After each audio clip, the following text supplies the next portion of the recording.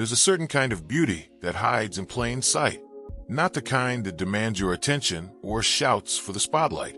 No, this kind of beauty waits. It sits there, quiet and patient, unassuming on the surface. And yet, the more you look, the more you discover. The more time you spend with it, the more it reveals. That's the charm of a floating shelf with a hidden drawer. At first glance, it's nothing more than a clean line of wood suspended on a wall. Simple, elegant, even minimal. But once you realize what it's holding, what it's hiding, something shifts. Your whole perception of it changes. It becomes more than a shelf. It becomes an experience. Mounted without visible brackets or bulky supports, the floating shelf seems to just hang there, anchored by precision and balance alone. It's like it's defying physics, just a plank of wood hovering, flush and seamless. You could walk past it a dozen times and never guess that it's anything more than decorative, or at most, functional in a conventional way. But somewhere in the quiet geometry of that form, there's a secret built in. A line you don't notice until you're close. A joint so fine it disappears into the grain. And when you press in, just gently, at the edge or beneath the bottom lip, something clicks. Softly, subtly. The drawer opens, not fast or mechanical, not dramatic, just there. Effortless. Controlled. You might hear the faintest whisper of wood sliding over wood, or the barely there resistance of hidden soft-close tracks. You might feel the tension release as the drawer glides out, revealing its hidden compartment. Shallow, yes, but not trivial. Designed not for bulk storage, but for intent. A place for the things you want close, but not visible. The everyday clutter that doesn't need to be seen to be useful. A wallet, a set of spare keys, a journal, a fountain pen that glides smoother than anything mass-produced, a passport, a small notebook with names or numbers you don't want in the cloud, a phone charger, an old photograph, a watch passed down through generations, not because it still tells time, but because it tells a story. A floating shelf with a hidden drawer doesn't hold everything, but it holds the right things. The personal ones. The ones that matter to you, and probably no one else. And that's the quiet power of good design. When something as simple as a shelf can do so much more, without showing off, without calling attention to itself, it begins to feel like a piece of architecture rather than just furniture. A shelf like this changes how a room feels.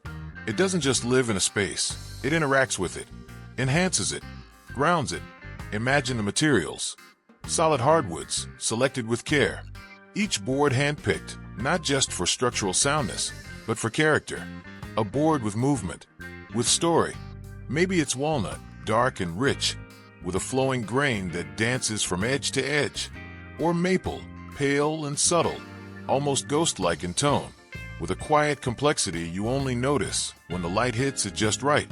Oak has presence, texture, a kind of silent strength that feels centuries old. No matter the species, the wood is finished not to shine, but to reveal. Oiled maybe, waxed, finished in a way that keeps it touchable, not slippery. You can run your fingers along the edge and feel the slight imperfections, the dips and pores and faint ridges that remind you this material was once alive. And it's not just about the wood, it's about the proportions, the balance. A shelf that's too thick looks heavy, too thin, and it feels fragile. But the right floating shelf, with a hidden drawer tucked discreetly inside, hits that perfect middle ground, solid, grounded, but not overpowering. When mounted correctly, it appears to float effortlessly, like it grew from the wall instead of being attached. Think about where it might live. It could be mounted in the hallway, right at the entrance, acting as a landing zone for the chaos of modern life. The place where mail gets dropped, keys get tossed, earbuds get stashed. Everything tucked away, out of sight, but always within reach. Or maybe it's in a home office, catching notebooks and memory cards and those tools you always need, but don't want cluttering your desk. Maybe it's in the bedroom, serving as a bedside surface with room for a book and a lamp up top, and a drawer below holding thoughts, tokens, or quiet things best kept tucked away. And in small homes or compact apartments, these floating drawers become even more valuable. Every inch of space matters. Every item needs a home. And instead of resorting to plastic bins or clunky cabinets, this shelf offers an alternative, an elegant solution. Storage without bulk, function without compromise, and style that lasts longer than any trend. Some versions are ultra-modern, with sharp corners and ultra-matte finishes, blending into stark white walls like architectural accents. Others lean rustic, made from reclaimed beams with aged textures and hand-chiseled imperfections. You might find one in a cozy cabin, made from locally felled timber, or in a sleek urban condo, milled by CNC, but still finished by hand. The appeal is universal, but the execution is always personal. That's the beauty of this kind of design. It adapts. It belongs wherever you put it. And building one is a meditation in precision. You start with a cleat, usually a hidden internal frame that anchors securely to studs inside the wall. That cleat has to be dead level, millimeter perfect. If it's off even slightly, the whole shelf will look crooked or pull away from the wall. Then the shell is crafted, meticulously joined with miters or rabbet joints so tight they disappear. The drawer box is measured down to the half millimeter. Every dimension counts. Even the slightest misalignment will ruin the illusion. And the drawer mechanism? That's another decision. Push to open? Soft close runners? Hidden finger groove? It depends on the feel you want. Each choice has trade-offs. Push to open is seamless, but can wear over time. Finger pulls are tactile, but can interrupt the silhouette. But no matter the choice, the goal is the same: seamlessness, grace. A drawer that doesn't reveal itself until invited. And when it's finally installed, leveled, flush, locked into place, there's that moment of stillness, that pause. You take a step back and look at the wall. And unless you know what you're looking for, it's just a shelf. But to the builder, to the owner, to the person who lives with it every day, it's more. It's trust. Trust in craft, in form, in the power of small, well-executed design. This isn't a mass-market object. It's not about maximizing volume or drawing attention. It's about restraint, about understanding that sometimes the best things don't need to be loud to be brilliant. That sometimes hiding something makes it more powerful. That a drawer you can't see can hold more meaning than one that's right in front of you. And maybe that's what makes these shelves so timeless. In a world filled with distractions, there's peace in something that knows how to disappear, that holds your life together without ever demanding the spotlight. A floating shelf with a hidden drawer is more than just clever woodworking. It's a philosophy, a way of seeing the world, not as a place to fill with things, but as a place to elevate with intention. Every inch matters, every object has a home, and every design choice carries weight, because true beauty, real craftsmanship, and meaningful design don't always announce themselves. Sometimes they wait to be found. You walk past it and don't even notice. Just a shelf.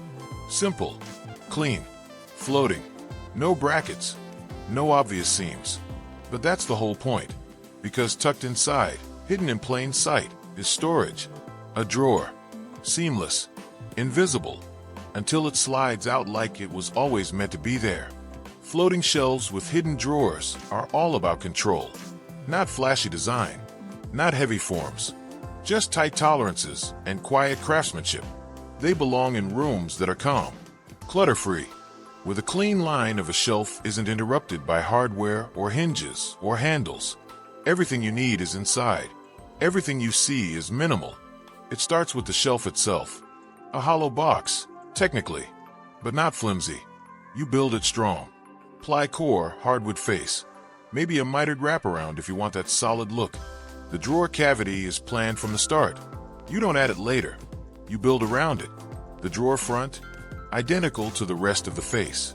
Same grain, same wood, same finish. The seam is a whisper, almost invisible. That's where the detail work happens. If your cuts are off by even a millimeter, the illusion breaks. You need the grain to flow across the front uninterrupted. No gaps, no offsets, no shadows. You might even mill the face and drawer front from the same board, so the grain wraps naturally. No faking it. And inside that slim drawer, it's not about capacity. It's about purpose. A place to keep the clutter away from the surface. Wallet, keys, pen, USB drives, remote, the little things that don't need to be seen, but always need to be somewhere. It's utility without announcing itself. The mounting is everything. Real floating shelves, real ones, aren't held up with L-brackets or drywall screws. You cut a cleat, French or steel, lock it into studs, then slide the hollow body over and bolt it tight. You want strength. You want zero sag, even with the drawer fully loaded and extended. And you still want the face to stay flush. No tilt, no bow, no flex. Some builders use push-to-open drawer slides. Mechanical, clean, one gentle press, and it releases. Others go magnetic. Magnets behind the face that trigger the latch when you push the right spot. No handles, no cues, just instinct. You don't add a drawer like this unless you're ready to commit to precision. Sloppy shelves are easy. Square boxes are simple. But once you cut a hidden cavity, now every millimeter matters. The reveal around the drawer, the resistance in the slide, the sound it makes when it closes. This is where woodworking becomes something more exact. You're not just building a thing, you're building expectation. And if it feels wrong, even slightly, the whole illusion falls apart. You finish it like you would furniture. Not shelving, oiled walnut, smooth white oak, blackened ash for contrast. Maybe even a painted shell if you want it to disappear entirely. But the finish has to be flawless, because there's nothing else to distract the eye. One single surface, one solid line. That's what makes it work. And that line visually is everything.